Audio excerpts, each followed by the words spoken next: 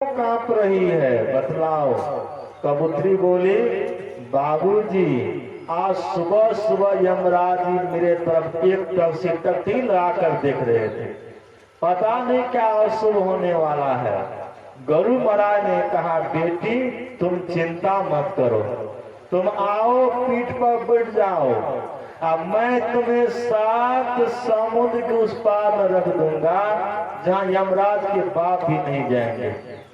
गरुड़ महाराज कबूतरी को अपने पीठ पर बैठा लेते हैं और 7 समुद्र के उस पार में एक पहाड़ी गुफा था, पहाड़ी गुफा में रख देते हैं, चट्टान से ढक देते हैं और वहां से गरुड़ महाराज आकाश मार्ग से आ जाते हैं यमराज जी के पास और यमराज जी से पूछते हैं, यमराज जी आज सुबह सुबह आप हमारी प्रजा कबूतरी को एक तरफ से टट्टी लगाकर क्यों देख रहे थे? यमराज जी ने कहा कि मैं सोच रहा था यह छोटी सी कबूतरी आज सुबह सुबह दाना खा रही है और इस कबूतरी की मौत आज 7 समुद्र उस पार में पहाड़ी गुफा में होने वाली है, वहां कैसे यह कबूतरी पहुंच सकेगी, यही मैं सोच रहा था। गरुड़ महाराज ने कहा, मैं तो वहां पहुंचाकर आ गया हूं। यमराज जी ने कहा, तब तो आपने मेरा काम कर दिया। गरुड़ महाराज ने पूछा, कौन सा काम किया?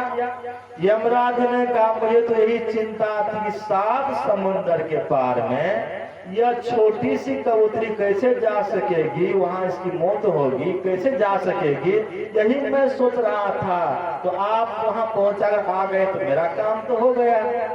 तो गरुड़ महाराज ने कहा, मैं गुफा में रखकर एक चट्टान से ढक कर आया हूँ, उसमें एक चींटी भी नहीं जा सकती है। यमराज जी ने कहा, उसी गुफा में एक कतरा है, गला काट दिया होगा, जाकर देखकर। गरुड़ महाराज आकाश मार्ग जाते हैं, चट्टान हटाते हैं और देखते हैं बेचारी कबूतरी गला कटा हुआ, खून से लथपथ। तो कौन कल किस में मर जाएंगे ठिकाना नहीं। आपका जन्म से बतला था आप नहीं रहेंगे। जो नो मो जन्म 3 अक्षर है। जो माना जगत, नो माना नश्वर, मो माना मृत्यु। आपका जन्म हुआ तो मरण अवश्य है, आप मरेंगे अवश्य, आपको मरना अवश्य है, अवश्य मरेंगे, कोई रहने के लिए नहीं आए हैं, सबको मारना है, एक दिन सबको मारना है, अवश्य मरेंगे। कभी 7 वचन में सुन रहे थे, आए हैं सो जाएंगे, जाना अवश्य है। जाएंगे कैसे? तो भक्ति करके जाइए, वैसे मत जाइए। कितने लोग टाल मटोल करते हैं, आज नहीं कल भजूंगा, कल नहीं परसों भजूंगा। कभी 7 वचन में आया है, आज कहे मैं कल भजूंगा, कल कहे फिर काल, आज काल के करत अवसर जासी चाल, बल्कि काल करे सो आज कर, आज करे सो अब, पल में पल होएगा बहुरी करेगा कब। जो आपका शरीर छूट जाएगा तो क्यों आप भक्ति करेंगे? इसलिए टाल मटोल नहीं कीजिए। कितने लोग माया में लिप्त रहते हैं और सत्संग में भक्ति से दूर रहते हैं, भक्ति नहीं कर पाते हैं, सत्संग नहीं कर पाते हैं और सांसारिक विषय वासना में लिप्त रहते हैं। तो एक समय की बात है, नारद मुनि जी घूमते हुए बैकुंठ धाम चले गए। अब बैकुंठ धाम में भगवान विष्णु अकेले बैठे थे। तो नारद मुनि जी ने विष्णु धाम में पहुंचकर विष्णु भगवान से पूछा कि आप अकेले क्यों बैठे हैं? विष्णु भगवान ने कहा कि नारद मुनि जी, बैकुंठ आना कोई पसंद नहीं करते, इसलिए अकेले बैठा हूँ। नारद मुनि जी ने विष्णु भगवान से कहा कि बैकुंठ आने के लिए लोग उत्सुक हैं कि आप जगह भी नहीं दे सकेंगे। विष्णु भगवान ने नारद मुनि जी से कहा, नारद मुनि जी आप मृत्यु लोग पहुंचिए, वहां से लोगों को भेजिए, जितने लोग आ जाएंगे सभी लोगों को जगह दी जाएगी। नारद मुनि ने कहा अच्छा ठीक है, मैं जा रहा हूँ, वहां से लोगों को भेजूंगा। नारद मुनि जी विष्णु धाम से आ गए मृत्युलोक। अब मृत्युलोक पहुंच गए तो एक स्कूल के मैदान में पहुंच गए। स्कूल के मैदान में जाकर बीना बजाने लग गए। बीना की मधुर आवाज सुनकर जितने बच्चे थे सभी नारद मुनि के सामने आकर खड़े हो गए। नारद मुनि जी ने बच्चे से कहा, ए बच्चे, तुम लोग बैकुंठ जाओगे? बच्चे ने कहा, बैकुंठ किस चिड़िया का नाम है बाबा जी? अभी हम लोगों के खेलने कूदने का दिन है, पढ़ने लिखने का दिन है, अभी हम लोगों का समय बैकुंठ जाने का नहीं है। अभी आप कह रहे हैं बैकुंठ जाने के लिए, अभी हम लोग बैकुंठ नहीं जाएंगे, जाइए किसी जवान आदमी जाकर कहिए। नारद मुनि जी घूमते हुए ऐसे स्थान पहुंच गए जहां 50 संख्या में जवान आदमी बैठे थे। नारद मुनि जी ने जवान आदमी के पास पहुंचकर जवान आदमी से कहा कि आप लोग बैकुंठ चलेंगे?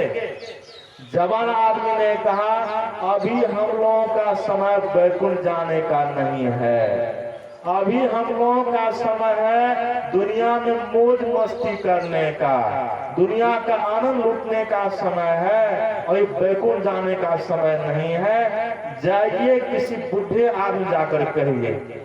नारद मुनि जी घूमते घूमते एक शहर में पहुंच गए। शहर में एक दुकान पर एक सेठ जी मस्तक पर तिलक चंदन लगाए हुए थे, हाथ में माला लेकर माला फेर रहे थे, राम नाम का जप कर रहे थे, राम राम राम राम का जप कर रहे थे। नारद मुनि जी ने सोचा यह भगवान का भक्त है, इनको मैं कहूंगा बैकुंठ जाने के लिए तैयार हो जाएंगे। तो नारद मुनि जी ने सेठ जी से कहा, सेठ जी कहिए राम राम। तो सेठ जी ने कहा राम राम। नारद मुनि जी से कहा, विराजिए नारद मुनि जी, किधर आना हुआ? नारद मुनि जी ने कहा, आप बैकुंठ जाएंगे? सेठ जी ने कहा, हाँ हाँ बैकुंठ तो जाऊंगा, लेकिन अभी नहीं जाऊंगा, अभी लड़के छोटे हैं, लड़के बड़े होंगे, लड़के की शादी होगी, फिर वधू घर आ जाएगी, फिर तो बैकुंठ जाना ही है, जाइए कुछ वर्षों बाद आइएगा। नारद मुनि जी चले गए। कुछ वर्षों के बाद आए तो लड़के की शादी हो गई थी, पुत्र वधू घर आ गई थी।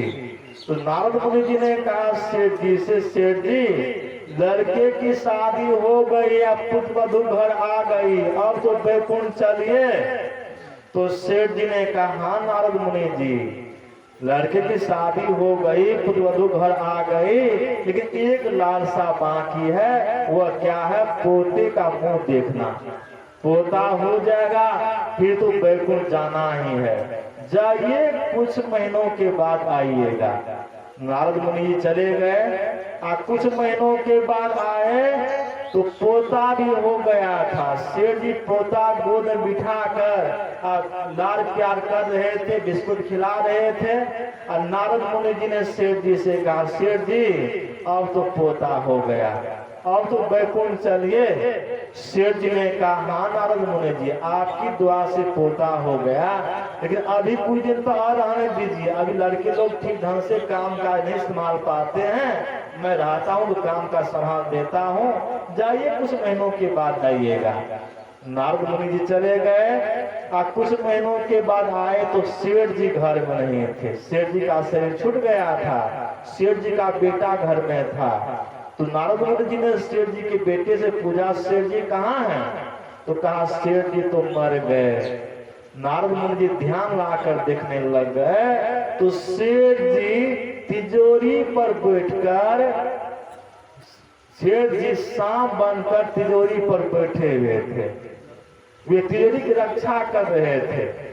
नारद मुनि जी सांप बने सेठ जी के पास पहुंचकर सेठ जी से कहा, सेठ जी अब तो मनुष्य का शरीर मिल गया, सांप का शरीर मिल गया, अब मनुष्य का शरीर छूट गया, सांप का शरीर मिल गया, अब भी तो बैकुंठ चलिए। सेठ जो सांप बने हुए थे उसने कहा कि मैं तिजोरी पर बैठा तिजोरी की रक्षा करता हूँ, मैं तिजोरी बैठा रहा था, मेरे डर से कोई व्यक्ति नहीं आते हैं। अभी आप चले जाइए, कुछ दिनों के बाद आइएगा। नारद मुनि जी चले गए, कुछ दिनों के बाद आए तो वहां सांप नहीं था, सांप का शरीर छूट गया था। नारद मुनि जी फिर ध्यान लगाकर देखने लग गए तो वह कुत्ता बनकर द्वार पर बैठा था। कुत्ता अपने सेठ जी से कहा, नारद मुनि जी, सेठ जी अब कुत्ता का शरीर मिल गया, सांप का भी शरीर छूट गया, कुत्ता का शरीर मिल गया, और तो बैकुंठ चलिए। कुत्ता बने सेठ जी ने नारद मुनि जी से कहा, नारद मुनि जी, रात को घर के लोग सो जाते हैं, घर के लोग सो जाते हैं, अब मैं द्वार बैठकर रक्षा करता हूँ, पहरा करता हूँ। मैं द्वार बैठा रहा था, मेरे डर से कोई चोर बदमाश नहीं आते हैं। अच्छा नारद मुनि जी, आप एक बात बतलाइए, दुनिया आपको कोई नहीं मिलता है जो घूम फिर मेरे पास चले आते हैं, चले जाइए, मुझे बैकुंठ नहीं जाना है, चले जाइए। नारद मुनि जी हार कर चले गए और नारद मुनि जी ने कहा कि भगवान ने बिल्कुल ठीक कहा, बैकुंठ आना कोई पसंद नहीं करते, सभी माया को में बढ़ाना पसंद करते हैं, संसार आना पसंद करते हैं, बैकुंठ आना कोई पसंद नहीं करते हैं। तो बैकुंठ में सुख है, सारी सुविधा है, सब सुविधा रहने पर भी, सुख रहने पर वो बैकुंठ जाना पसंद नहीं करते हैं, माया में रहना पसंद करते हैं। अब माया में दुख होता है, सुख नहीं होता है, दुखी होता है। कभी साफ वचन आया है, तंदर सुखिया कोई न देखा, जो देखा सो दुखिया हो, तंदर सुखिया कोई न देखा, जो देखा सो दुखिया हो। उदय अस्त की बात कहत है, सबका किया विवेका हो।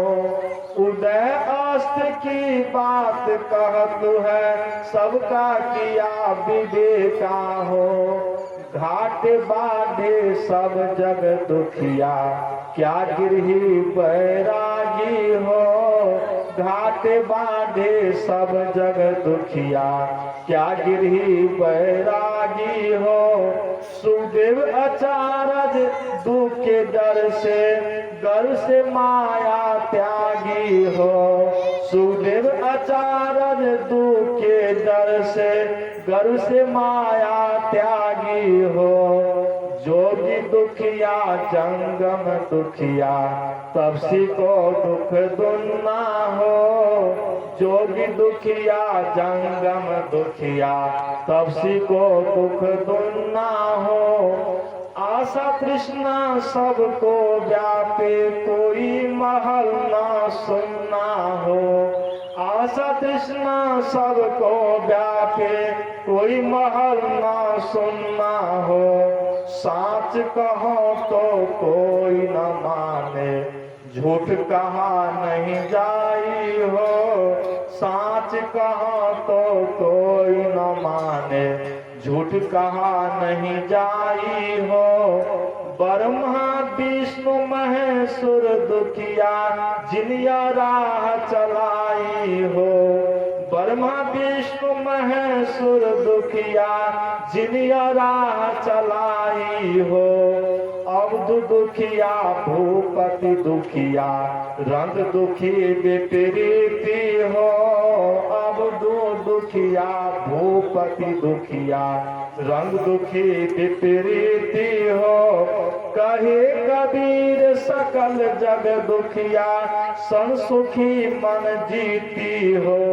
कहे कबीर सकल जग दुखिया, संसुखी मन जीती हो। तंधर सुखिया कोई न देखा, जो देखा सो दुखिया हो। कबीर साहब ने कहा कि संसार इतने लोग हैं, सभी दुखी हैं, कोई सुखी नहीं है। यहाँ तक कि ब्रह्मा विष्णु महेश भी दुख में है। सुख में कौन है? तो कहा संसुखी मन जीती हो। जिसने मन को जीत लिया वह सुख में है, जिसने मन